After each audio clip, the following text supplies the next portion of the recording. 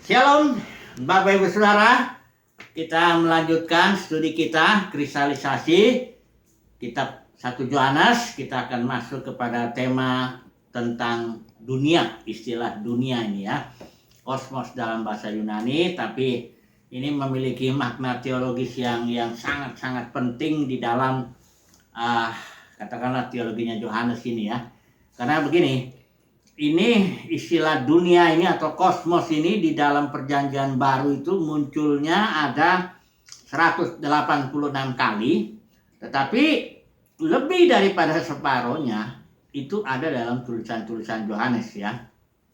Jadi dalam separuh lebih itu ya, karena 78 kali itu ada dalam Injil Yohanes istilah dunia. Kemudian dalam 24 kali dalam surat-suratnya. Nah, jadi kita harus tenang dulu, karena kunci daripada kita pemahaman kita akan teologi atau surat-surat Yohanes ini atau Injilnya atau kitab Wahyu juga, itu pengertian kita tentang dunia.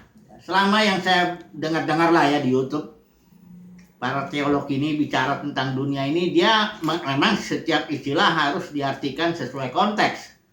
Tapi saya melihat selalu diartikannya misalnya tentang dunia dalam arti pengertiannya geografis. Ya datang ke dalam dunia, dan itu adalah Palestina. Atau dunia itu dalam arti semua orang. Karena begitu ada juga beda-beda, karena begitu besar kasih Bapa kan dunia ini, ada juga yang mengartikan itu nggak semua, hanya orang pilihan.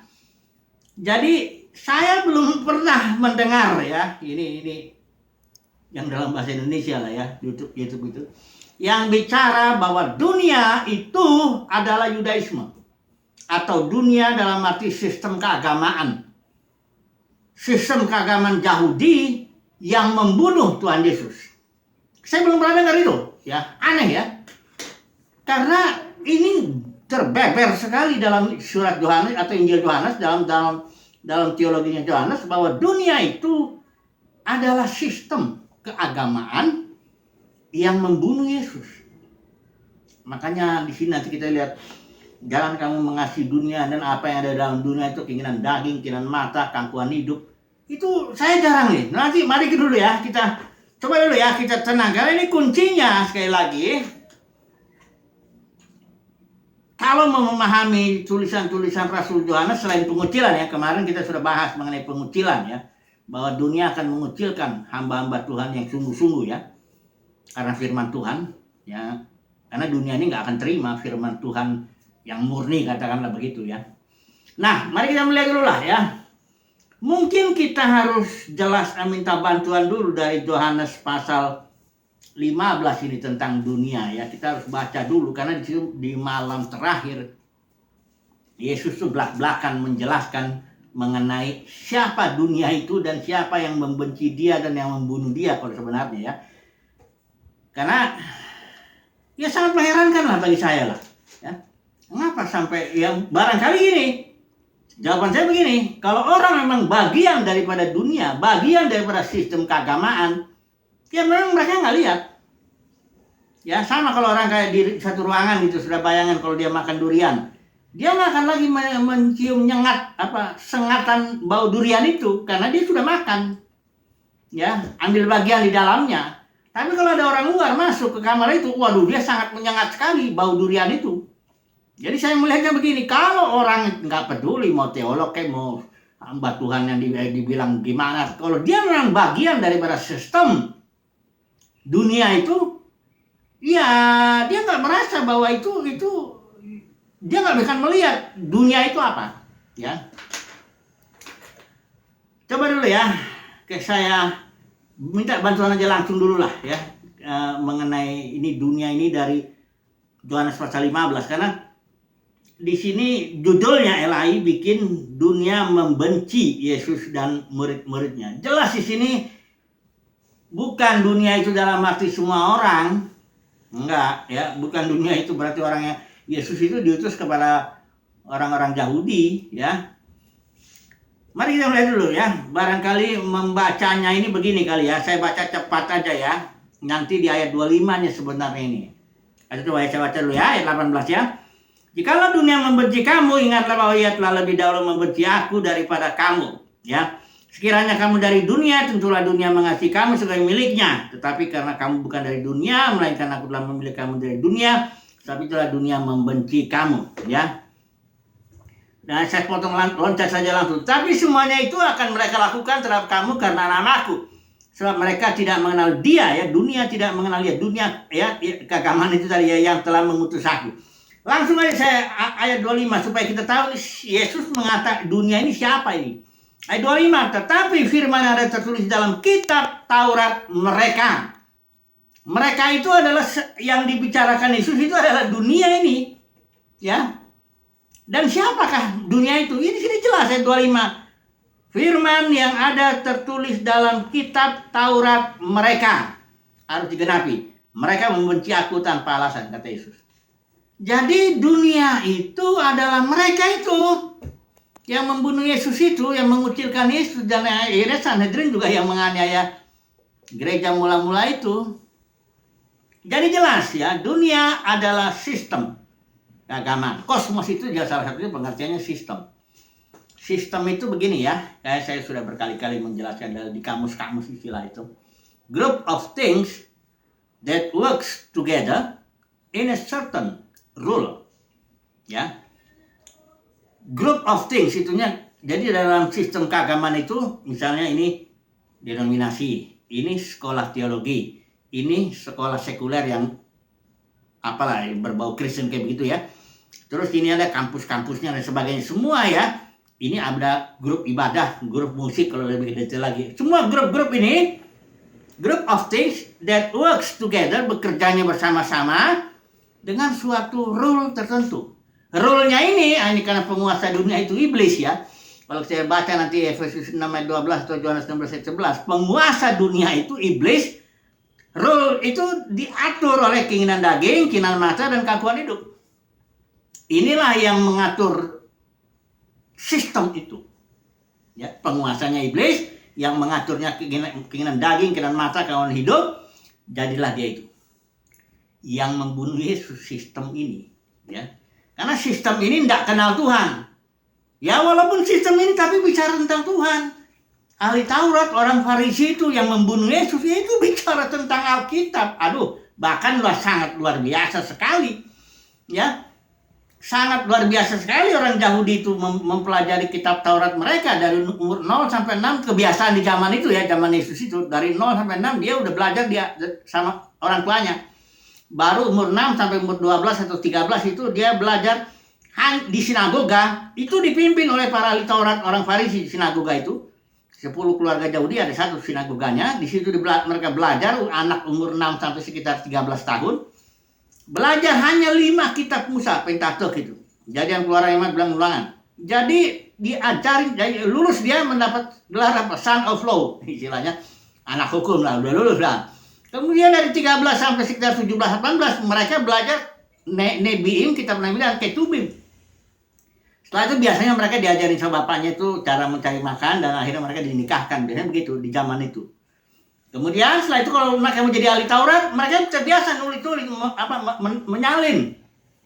menyalin Alkitab, perjanjian lama itu. Jadi mereka biasanya di satu kamar gitu, ruangan, satu orang ngomong, nanti ada barangkali ada 10 orang, berapa orang menulis. Nanti dihitung itu tulisannya, hurufnya itu dihitung supaya jangan salah menyalinnya.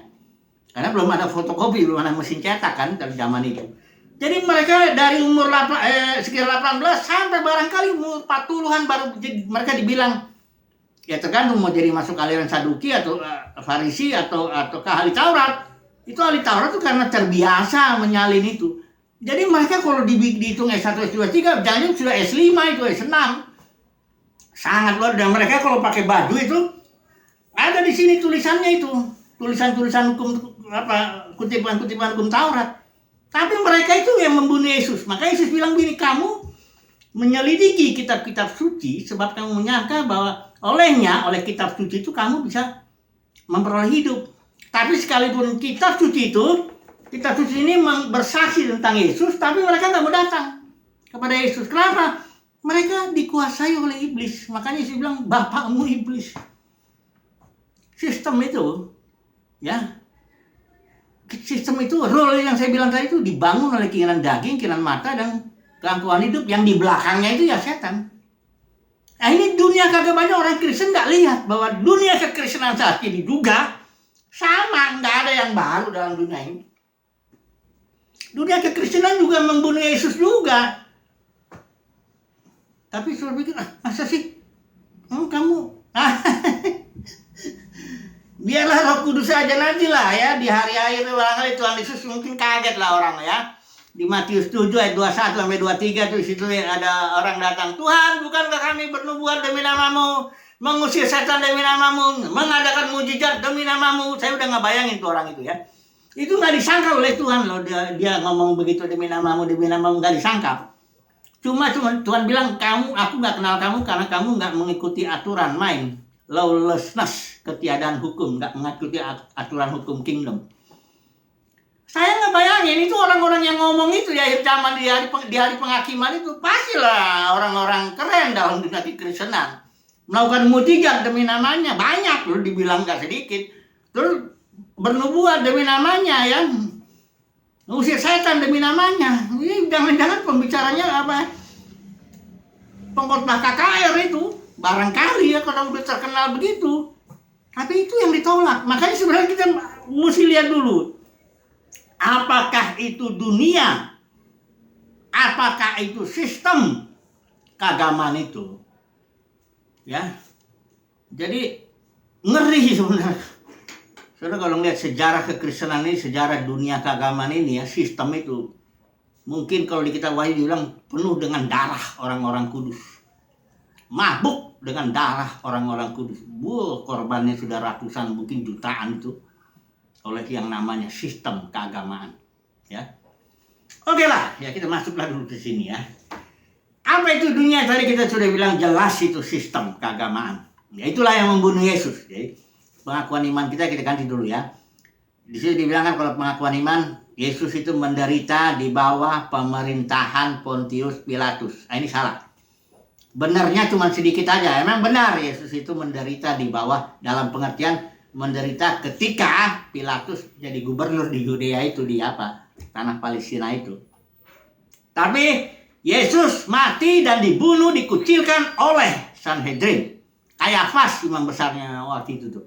Hanya karena mereka tidak bisa bunuh Yesus, nggak diberi kekuatan oleh penguasa Roma pada waktu itu, Sanhedrin untuk hukum mati, maka dia bawa ke Pilatus. Jadi pengakuan iman itu harus begini. Yesus yang menderita atau dikucilkan atau dibunuh oleh Kayafas, imam besar, Sanhedrin, yang memang memerintah atau berkuasa ketika Pilatus berkuasa di tanah Yudea atau Palestina. Mesti begitu. Karena pengakuan iman itu menyembunyikan aktor utama siapa pembunuh Yesus itu.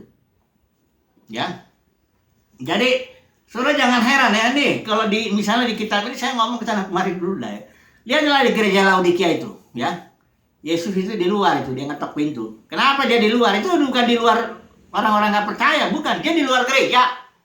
Gereja Laodikia, gereja yang sombong, yang merasa aku kaya, aku telah memperkayakan diri, aku nggak kekurangan apa-apa, yang begitu. Yesus dia ada di luar itu. Ada di luar, Yesus yang ngetok pintu gereja, bukan pintu semua orang, pintu gereja itu. Nah jadi kan kaget kan lu. Rupanya Yesus gak di dalam gereja Laodikia ya? Ya enggak, itu lihat aja. Dan dia ngomong, barang siapa yang mau buka pintu dalam hati mau menerima dia, baru ada fellowship. Jadi kadang-kadang begini, kesulitan juga ya. Kadang-kadang saya juga sulit menyampaikan gitu loh. Karena apakah orang akan percaya? Tapi saya yakin umat pilihan Tuhan akan tahu. Umat pilihan Tuhan akan tahu, akan melihat dunia keagamaan itu seperti apa. Ya. Terbukalah dia. Ya. Ini memang kalau di kitab Wahyu pasal 17, perempuan itu adalah simbol daripada dunia keagamaan. Karena perempuan di mana-mana di dalam Alkitab, dari Kejadian sampai Wahyu, itu simbol gereja. Perempuan ya. Hanya perempuan di kitab Wahyu itu, tulisan Yohanes juga tuh, Wahyu pasal 17, itu perempuannya sifat dasarnya pelacur. Ya, bukan yang Hawa juga simbol gereja itu. Ya. Ini juga gereja ini, perempuan pelacur itu. Hanya kalau pelacur sudah tahu kan, menerima benih dari banyak pria, dia menerima firman juga dia. dia nerima benih adat, benih tradisi, benih ajaran manusia, benih Ijebel, benih Bileam, benih Nikolaus, semua masuk ya kayak asbak gitu ya. Tampung aja jadi pelacur dia. Nah ini yang membunuh itu ini yang minum itu darah orang-orang kudus. Tapi umat pilihan Tuhan akan tahulah itu ya. Dan umat pilihan Tuhan sudah keluar dari situ. Wahyu pasal 18 ayat 4. Keluarlah hai umatku. Nah, dosa-dosanya sudah sampai ke ini. Nanti dia ada gilirannya itu. Ada itu gilirannya itu penguasa dunia termasuk dunia sistemnya yang orang-orang di dalamnya itu. Orang-orang agamawi ya. Yang di dalam dunia itu. Yang bukan orang-orang. Makanya kadang-kadang kalau kenapa orang nggak bisa lihat dunia itu. Kenapa? Karena orang-orang yang di dalamnya itu keren-keren gitu. Kayak Kayafas ya, Nikodemus ya, Gamaliel, Yusuf Arimatea, itu bukan orang-orang gembel itu di dalam zamannya itu, bukan. Mereka orang-orang yang punya jabatan, punya kedudukan, kaya, punya pendidikan dan sebagainya. Jadi makanya rakyat itu bingung itu, rakyat itu ketika Yohanes Pembaptis bilang, "Hei, ular beludak." Ular beludak dibilang ahli Taurat orang Farisi itu. Barangkali orang umat Tuhan yang ngeliat dulu, kok ular beludak? Mereka begitu terhormat. Ya itu dia. Perlu memang mata rohani untuk melihat dunia ini ya. Oke lah, saya coba dulu beberapa poin ini menjelaskan, semoga semakin jelaslah dunia itu apa. Yang pertama saya mau menyampaikan satu poin, jangan mengasihi dunia. Apa ini dunia di sini? Nanti saya lihat. Yang kedua, jangan heran kalau dunia membenci kamu. Malah kalau nggak dibenci dunia agak heran juga. Berarti kita bagian dari dunia dong ya. Bagian dari sistem. Kata Yesus, kamu dibenci oleh dunia karena kamu bukan bagian dari dunia. Kalau kamu bagian dari dunia, dunia akan mencintai kamu sebagai miliknya. Ya. Baru nanti kita masuk kalau masih sempat nih dunia kekristenan sebelum kita ambil kesimpulan lah. Nah, mari kita pasal 1 Yohanes dulu kita lihat pasal 2 ayat 15-17 untuk menjelaskan jangan mengasihi dunia ya. Mari saya baca dulu 1 Yohanes 2 ayat 15-17. Begini, janganlah kamu mengasihi dunia dan apa yang ada di dalam dunia itu. Jikalau orang mengasihi dunia, maka kasih akan Bapa tidak ada di dalam orang itu.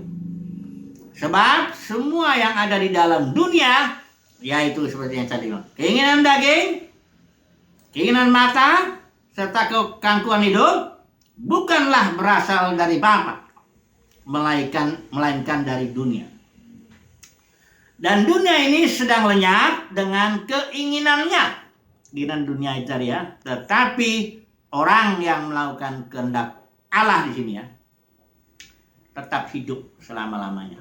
Nah, dunia ini di sini sama. Kan kita harus mengartikannya sesuai konteks.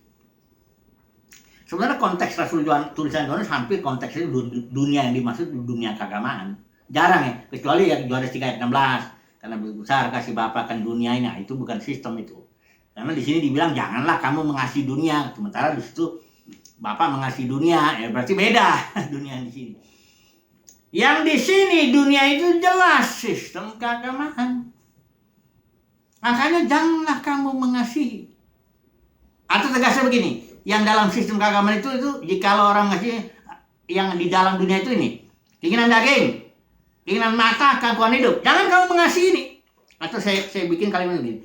Janganlah kamu mengasihi atau menyukai keinginan daging. Satu.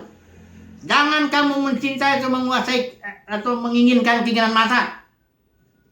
Jangan kamu menyukai atau menginginkan atau merindukan kangkuan hidup. Kenapa? Karena ini semua di dalam sistem keagamaan itu. Ya. Makanya di sini ini dulu lah ya, sebentar dulu ini dulu, jelas dulu ini ya, bahwa itu yang di dalam dunia ada 3 itu, keinginan daging, keinginan mata, kangkuan hidup. Coba dulu ya saya langsung aplikasikan, karena begini, Walaupun saya yakin orang kaget lah, artinya banyak orang nggak, kamu ini hanya mengkritik aja, kerjanya apa semua, tapi saya nggak peduli lah. Saya mau bilang bahwa dunia kekristenan itu di dalamnya penuh dengan keinginan daging, karena dia sistem keagamaan. Keinginan daging, keinginan mata, keangkuhan hidup. Dan mamon lah yang penguasanya di situ sebenarnya. Kalau nggak saya bilang iblis, ya mamon lah. Nggak bisa nggak itu. Karena kenapa? Dunia kekristenan sudah dirasuk ajaran Isabel, ajaran Biliam, dagang itu, ajaran Nikolaus. Bagaimana enggak? Bagaimana enggak bahwa sistem itu membunuh Yesus ya, tapi sekarang ini Yesus itu kan tampilnya kan ya dalam bentuk roh, betul, Roh Kudus, betul. Dunia jelas menolak Roh Kudus. Tapi nggak total. Nah, ini kadang-kadang itu saya bilang kan perempuan itu pelacur. Dia menerima juga firman, menerima juga yang lain-lain, tapi ya roh mamon, roh dagang, roh apa, roh kesombongan, roh apa, semua masuk juga. Akhirnya persaingan dalam dunia keagamaan, dalam kekristenan itu yang terjadi ya. Nah, jadi jangan kita mengasihi dunia. Bagaimana caranya supaya jangan mengasihi dunia? Lakukanlah kehendak Bapa. Karena di sini dunia sedang lenyap dengan keinginannya. Tapi orang yang melakukan kehendak Bapa. Nah, jadi bagaimana caranya supaya saudara dan saya terhindar dari dunia ini? Nggak ada jalan lain. Lakukan kehendak Bapa bagi diri kita. Saya beri contoh lah. Kehendak Bapa bagi saya dipanggil untuk mengajar Alkitab ini. Itu bukan keinginan saya, bukan. Saya sekolahnya teknik sipil. Tahun 87 lulusnya tuh. Ya, UI. Kebetulan bapak saya juga punya perusahaan walaupun nggak besar ya. Karena bapak saya juga dari Gama itu dia UI ya, ini juga teknik sipil juga. Kontraktor lah. Saya punya cita-cita yang karena saya anak satu laki-laki dari bapak saya ya.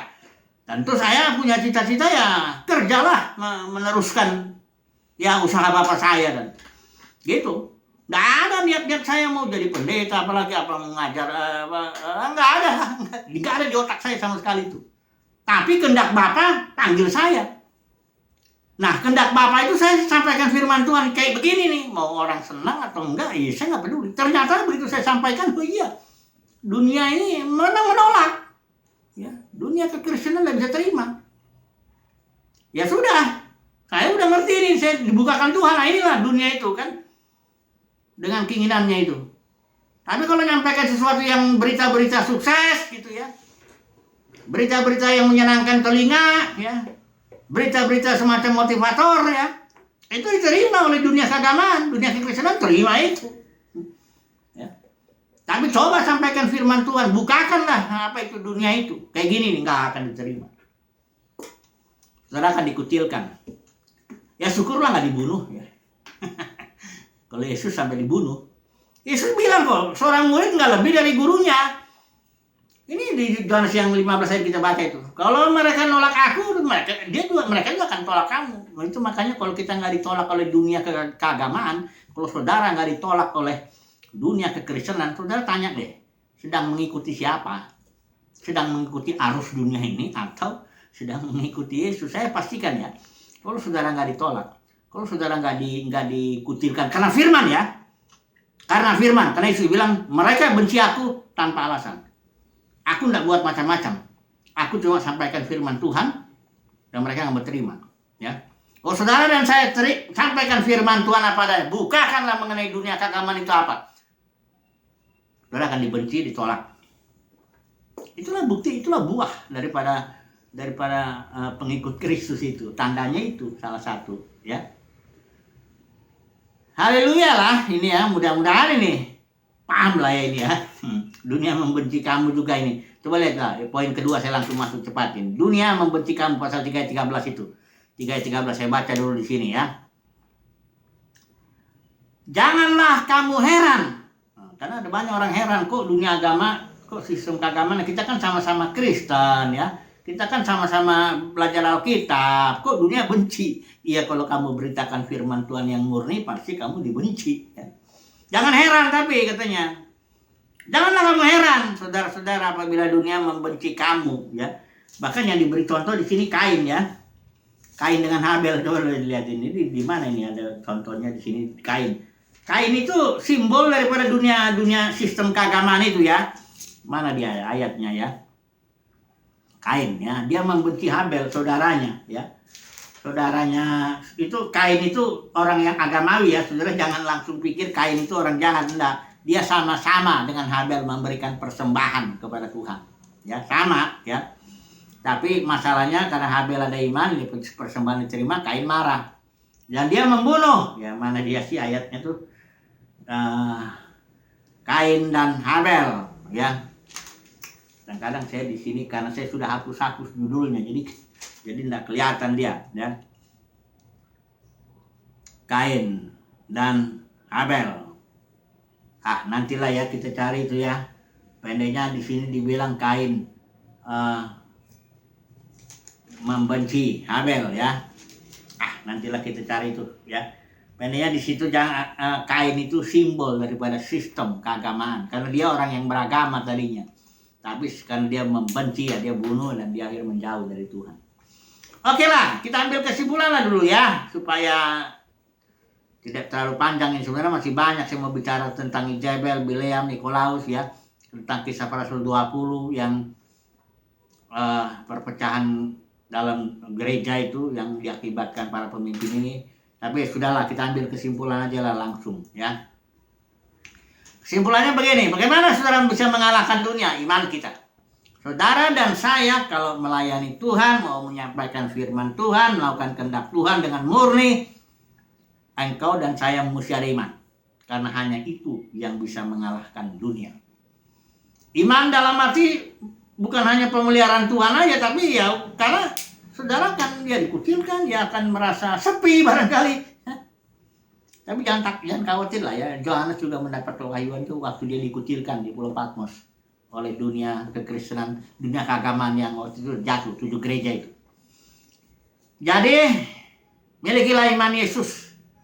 Itulah yang membuat kita bertahan. Terus melakukan kehendak Bapa, terus beritakan firman Tuhan. Gak peduli orang mau gimana. Sampaikan firman Tuhan kepada dunia keagamaan itu ya. Gak usah mengasihi dunia keagamaan. Sistemnya ya. Kita nggak benci orangnya itu kok yang benci kita. Kita nggak ada alasan mau ngapain benci sama dia. Ya, kita menyampaikan firman Tuhan kok. Ya. Jadi kesimpulannya untuk mengalahkan dunia miliki iman. Itu aja ya. Cukuplah dulu ya. Nanti barangkali kita sambung topik ini tapi kita lihat dulu situasinya nanti. Haleluya. Amin.